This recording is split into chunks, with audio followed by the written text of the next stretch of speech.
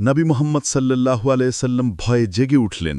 তার মুখ ফ্যাকাশে হয়ে গেল, তার কণ্ঠস্বর তীব্র হয়ে গেল এবং তিনি বললেন, আরবদের জন্য দুর্ভোগ। ইয়াজুজ এবং মাজুজের দেয়ালে একটি গর্ত করা হয়েছে।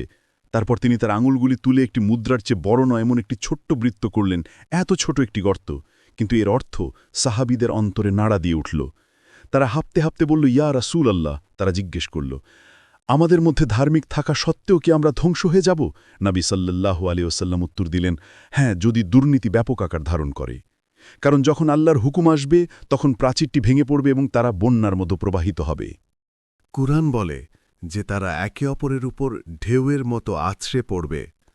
তারা প্রতিটি পাহাড়, প্রতিটি উপত্যকা থেকে নেমে আসবে, অকল্পনীয় সংখ্যায় বিশ্বজুড়ে ছড়িয়ে পড়বে।